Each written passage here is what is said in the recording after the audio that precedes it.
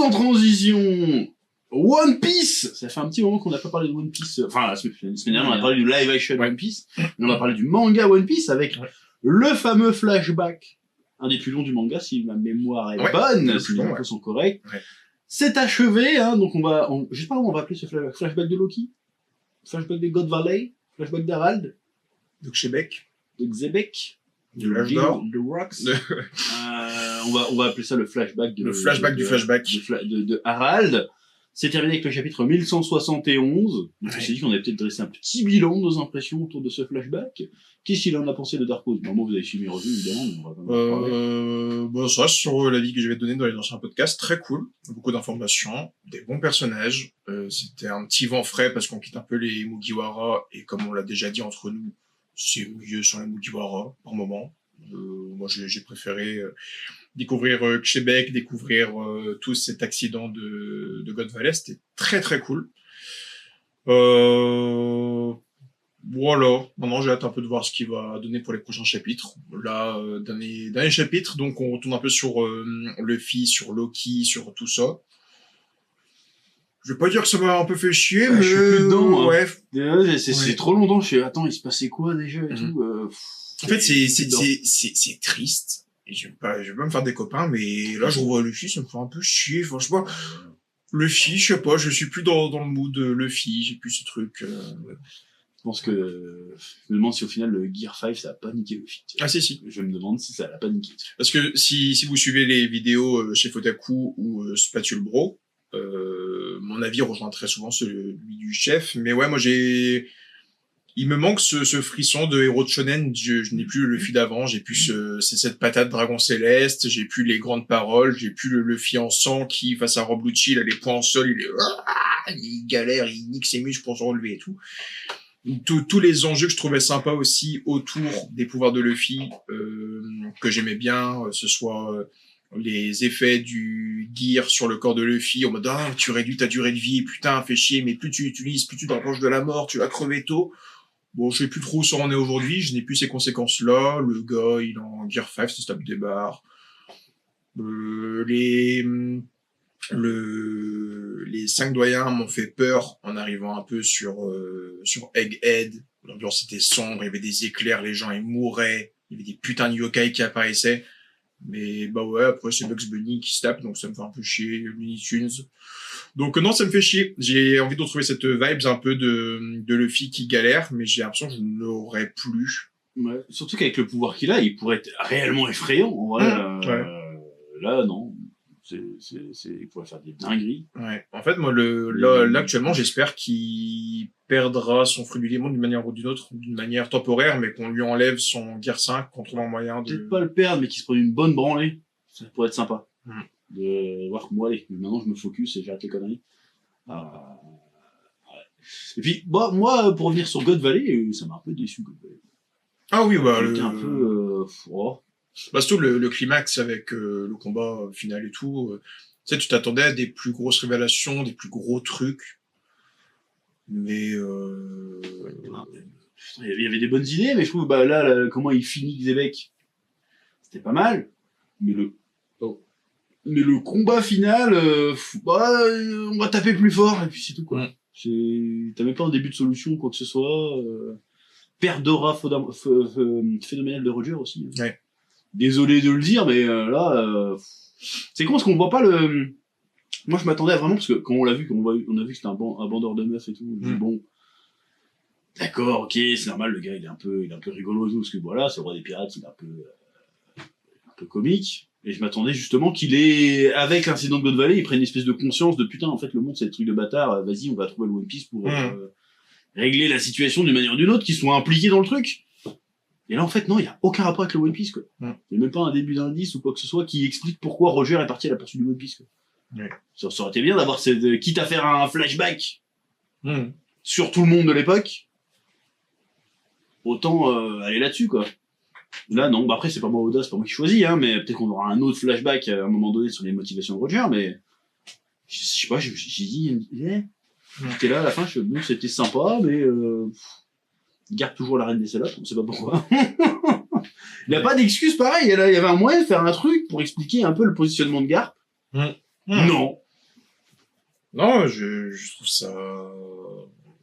Je suis One Piece, mais je me fais un peu chier. Hein. Il y a des trucs, des fois, je trouve ça intéressant. Tu vois, par exemple, la fin de Québec, je la trouvais assez cool. Et ça redéfinit un peu les personnages comme Barbe Blanche, parce que du coup, Québec finit seul sur l'île. Et Nakama aurait pu l'aider au final, et chacun se barrait de son côté. Pourquoi ils sont barrés? En fait, t'as l'impression que l'équipage de Québec, c'est plein de personnes ultra fortes, mais très individualistes. Ils sont pas un équipage, en fait, c'est juste des gars très individualistes dans la collectivité. Et au final, c'est l'équipage de Québec, c'est des énormes salopes. Oui, mais à la base, ils viennent l'aider, justement. Ils disent, oh, c'était pas obligé de venir, les mecs. Ils font, bah attends, on va faire un coup de main, tu vois. Question d'honneur. Et à la fin, ouais. Puis le chapitre d'après, ils se cassent. Ouais. Et t'as un truc où, vas-y, moi je prends son bateau, moi je prends son truc, venez on profite, chacun se casse et tout. Et quand tu vois que Québec récupère un peu sa conscience et qu'il est sur le dos, limite en mode bon que quelqu'un vient de m'aider et que c'est l'autre connard de Fingerland qui arrive pour le buter, t'es en mode putain mais enfin t'as pas un de ces Nakama qui est resté pour le donner un coup de main, donc t'as un truc de Barbe Blanche, moi j'ai eu un côté le bâtard un peu quand même au final quoi. Et chacun profite de l'occasion pour se lancer individuellement, pour lancer son air à lui. Et t'as un peu l'impression que tout le monde s'est servi de Québec au final, même dans son propre équipage, pour récupérer ses trésors, récupérer son bateau, récupérer sa fame, récupérer un truc. Et moi j'ai bien aimé le côté où la fin de Québec, je t'avais dit ça à l'époque, ça a un peu lancé une nouvelle ère de piraterie. Ouais. Parce que Roger est mort, ça a lancé une ère, Barbe Blanche est mort, ça a lancé une ère.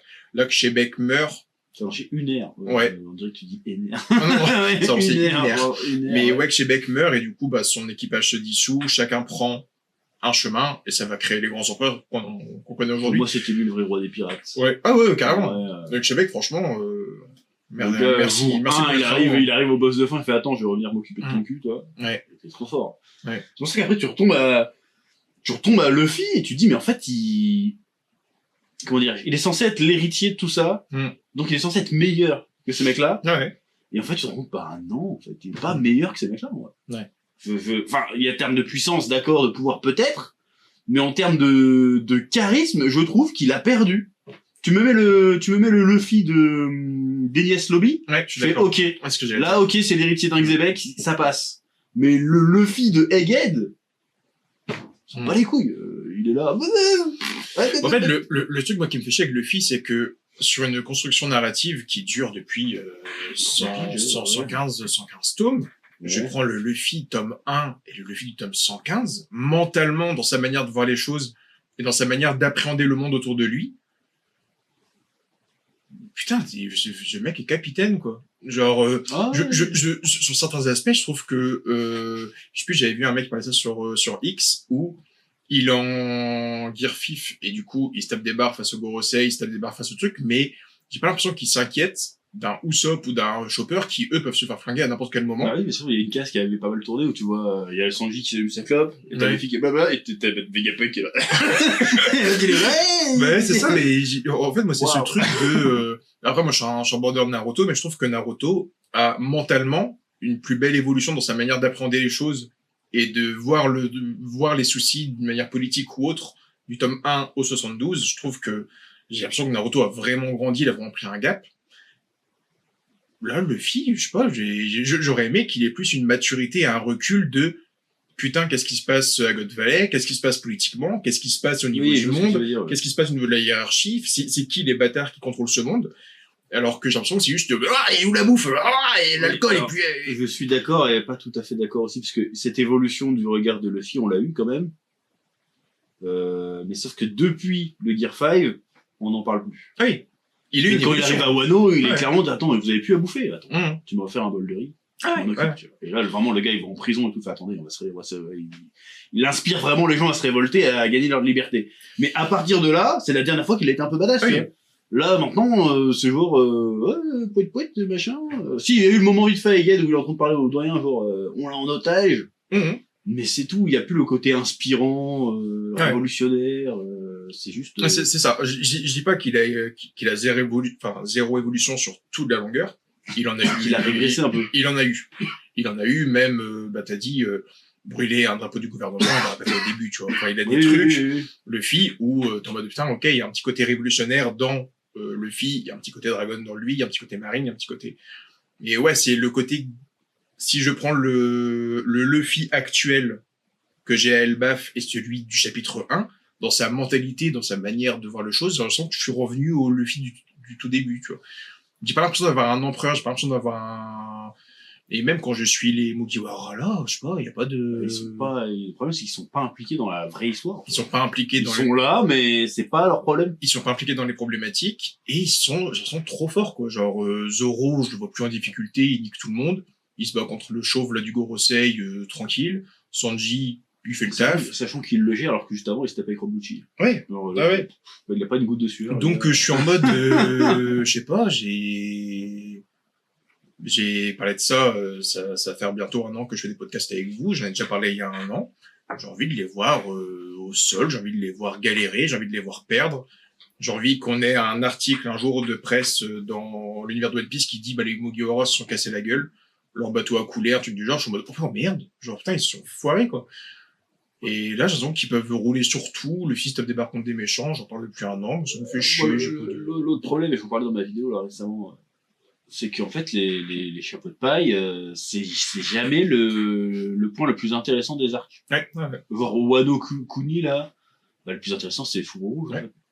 Ouais. Le moment où t'as le plus d'émotion, c'est avec les feux rouges, c'est pas avec les chapeaux de paille, t'as rien à foutre des chapeaux de paille. Et ta vidéo sur ça, elle disait tout, les Mugiwara, c'est le raccourci pour parler d'un truc intéressant, mais c'est pas eux, quoi. Bah ouais, c'est dommage, ça serait bien, parce que visiblement ils sont censés être liés à tout ça, que ça y est, enfin ils assument le fait que, bon, voilà, si on trouve le One Piece, ça implique de faire tout ça, ça implique de chambouler le monde, on y va, quoi. Ouais. Genre, le fils qui assume, qui nous fait une Xebec, il arrive devant Imsama, fait, je vais venir chercher ton cul. Bah c'est ça, ouais. Là je ferais, ah, d'accord. Mais là on n'a pas ça encore. On va peut-être l'avoir, hein.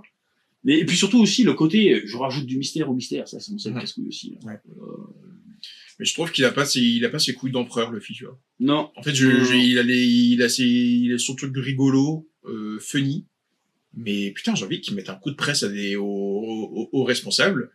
Et, je sais pas, enfin, genre, en fait, un empereur, c'est l'un des 4 plus importants des pirates qui contrôlent le monde. Enfin, il est quand même censé contrôler un quart du monde. Le fils, j'ai pas l'impression. Ça flotte, on la voit jamais. Bah ouais. Et puis même, ça flotte les peu de fois où on peut les voir. Sauf que, d'un point de vue politique, ils font des trucs plus forts que Luffy, tu vois. Par exemple, j'en ai parlé, on parlera un peu de l'animé aussi, de ce qui est prévu. Il y avait un chapitre où Bartholoméo brûlait un drapeau de Shanks sur un territoire. Ouais.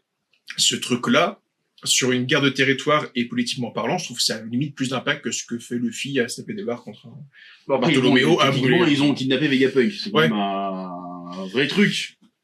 Mais on le sent pas que c'est un vrai truc. Ouais. Non, je sais pas. Moi, pareil, Vegapunk, il nous sort un putain de... Il balance tous les dossiers. Et Luffy, non. Ils discutent même pas des dossiers après. C'est fou. Et puis moi, je sais pas, j'ai le truc aussi... Le truc que je kiffais beaucoup avec One Piece quand je mettais ça, c'était le fait de l'équipage qui grandit. Ça va être qui le prochain? Ça va être qui le nouveau truc? Comment le bateau il va s'améliorer? Comment... Enfin, ça, il y a découvrir le monde, les océans, découvrir les trucs. En fait, il y avait un truc où je découvrais beaucoup de monde de One Piece. Là, je suis dans la phase où je pense que l'équipage est au complet. Je pense pas qu'il y aura de nouveaux gars parce que encore, est-ce qu'il va vraiment rejoindre l'équipage? Est-ce qu'il va pas rejoindre la flotte de Luffy? Non, mais après le monde entier, ça son équipage. Bah, c'est pas sur ce délire-là, tu vois. Ça son rêve à Luffy. Mais, pour moi, Loki, s'il rejoint les Mugiwara, je pense pas qu'il va rejoindre l'équipage et le bateau du Sunny. Peut-être qu'il partira avec quelques géants sur un bateau et qui rejoindra la flotte de Luffy. Est-ce qu'il va rejoindre l'équipage? Ça, c'est différent. Ouais. Tu vois, moi, j'ai ce truc de... Effectivement, à Ruffy, il est déjà dans la flotte de Luffy. En fait, moi, quelque part, ça me manque aussi ce truc de pas avoir un nouveau gars dans l'équipage parce que souvent, ça crée un petit chamboulement genre Nico Robin, alors genre l'équipage, il y avait des tensions en mode est-ce qu'on peut lui faire confiance, est-ce qu'on peut lui faire un truc. Chopper, il est arrivé, il ramenait un truc dans l'équipage. Chaque nouveau gars qui arrivait, ça ramenait un déséquilibre, en même temps un équilibre, t'avais un truc qui se remettait à niveau. Le bateau, tu le redécouvrais, les technologies du bateau, et là, actuellement, je pense pas que le bateau va rechanger de forme, je pense pas qu'on aura un nouveau gars d'équipage, donc les Mugiwara sont établis, et j'ai plus cette sensation que j'avais, adolescent, où je me disais, c'est qui le nouveau gars, c'est comment l'équipage va grandir, quoi. J'ai l'impression que je suis arrivé à la conclusion des Mugiwara, je pense pas que je suis arrivé à plus, tu vois. Donc ça qui me fait un peu chier, c'est que j'ai l'impression qu'on est arrivé à la fin des Mugiwara, enfin on a quasiment tout vu d'eux, il manque pas, à part savoir peut-être l'enfance de Nami, c'est qui ses parents et tout, parce que ils vont sortir un truc du cul, quoi, je dirais. On s'en bat les couilles. Ta mère était Dragon Céleste. Et voilà. Mais bon, ouais, t'as l'impression que ils deviennent accessoires à l'histoire, c'est dommage. Après, il y a un autre manga où ça a fait ça, mais il a assumé, c'est Hunter x Hunter. Ouais, Hunter x Hunter, c'est bon, God, j'ai plus rien à raconter. Maintenant, c'est curable. Mais c'est assumé, quoi. Ta gueule, quoi, mais c'est assumé. Mais ça fonctionne, parce que, effectivement, l'arc de l'élection, même ça à Kimerant, ça a commencé à Kimerant. Bon, il avait un truc à raconter avec God quand même, avec Kimerant, mais tu peux enlever God de Kimerant, l'arc est quand même super, tu vois. Et pareil, l'arc de l'élection, bah, il est pas là, God, il est à l'hosto. Je sais pas s'il va crever ou pas. Et puis après, bon, on rencontre son père, maquette est finie, salut. Continuons caché, on parle d'autre chose, quoi. Parce qu'il avait envie de raconter autre chose, Togashi, tu vois. Sans trouver un moyen d'impliquer Gon dedans, tu vois. Bah là, pareil, t'as l'impression qu'il avait envie de raconter l'histoire du gouvernement mondial, du siècle oublié, tout ça, mais il sait pas comment foutre les chapeaux de paille dedans. Voilà, c'est assez particulier. Comme le dernier chapitre, là, je trouve que quand Loki parle un peu du truc et qu'on lui enlève les menottes en mode bon, c'est bon, on fait keep ensemble. Enfin, j'ai phasé sur la page en mode il n'y a pas un connard qui, dans les années qui ont précédé, sont juste allés lui parler, du coup, parce que pourquoi ça arrive que maintenant? Ça fait des années que le gars, il a enchaîné, qu'il a un peu reclus et tout. Pourquoi il n'y a pas un gars qui a été lui parler? S'il fallait juste lui parler pour faire, ah, en fait, il s'est passé ça. Bah, viens, on enlève tes menottes et go, tu vois. J'ai eu un peu le truc du, bon, un peu fastoche. Bah ouais, s'il fallait juste lui parler pour qu'il raconte sa vie, ce qui s'est réellement passé, il n'y avait pas un connard sur l'île qui pouvait aller lui parler, quoi, pour lui dire, Mais après, il parlait avec quelqu'un, c'est ouais. Bon, il y en a qui disent que c'est la princesse Sirène, là. Peut-être Shirahoshi, ouais. Ouais, mais encore une fois, ça fait combien de mystères dans One Piece? Sachant que là, il y a encore des trucs autour de Cross Guild, il y a Barbe Noire, on sait pas ce qu'il fout, il y a les révolutionnaires, il y a Shanks. À mon avis, on n'est pas prêt de finir. J'aurais fait, dans 3 ans, c'est fini. Et puis là, il avait dit il y a pas longtemps que c'était le dernier arc. Enfin, que c'était l'arc à venir, c'était l'arc de... Mais un arc, ça peut durer 10 piges, un arc. Oui, bon, c'est combien de temps qu'on dure l'arc Hunter x Hunter? C'est 10 piges. Compliqué, hein, One Piece. D'ailleurs, autre news One Piece, il y avait l'animé, on se prend une douille, en fait, l'animé. Ouais, ça j'ai pris quelques notes et c'est très marrant. Alors, du coup, la première partie de l'animé Elbaf arrivera le 5 avril 2026. Ouais. Et donc l'information qui prête à sourire, c'est qu'on aurait 13 épisodes qui développeraient les 13 chapitres. Donc un chapitre par épisode, ce serait les chapitres 1126 à 1138. La partie 2 de l'animé quant à elle arriverait 3 à 4 mois après la fin de la première partie. Donc ça veut dire que on aurait peut-être le début de la partie 2, fin d'année quand même. Donc ça irait assez vite, à voir si c'est le même système, la même vitesse de production. Mais ouais, ce qui fait un peu rire, du coup, c'est que un chapitre, un épisode, quoi. Ouais. Un chapitre de 15 pages pour 25 minutes. Si on enlève l'opening ending, on va dire, allez... plus le récap. Ouais. Plus le récap, des épisodes de 10 minutes, hein. Donc je me suis dit, ce matin, en arrivant au boulot, ça fait quoi comme épisode? Donc attention, ceux qui sont anime only, qui découvrent ça que avec l'animé. Ça veut dire que le premier épisode d'Elbaf, Bartholoméo brûle le drapeau de Shanks sur l'île de Gartel. Ouais. Il y a Yasop qui tire son navire de Bartholoméo. Son navire est cool. On apprend que Kobe s'est échappé de l'île de la Ruche avec Gecko Moria. Ouais. Barbe Noire, il engueule le Pizarro parce qu'il devait le surveiller. On nous rappelle que Garp et Pudding sont aussi pris en otage, on savait déjà. Et t'as Lafitte qui détruit le stock de nourriture qui devait aller à Marie-Joie, donc il condamne un peu Dragon Céleste à ne plus bouffer.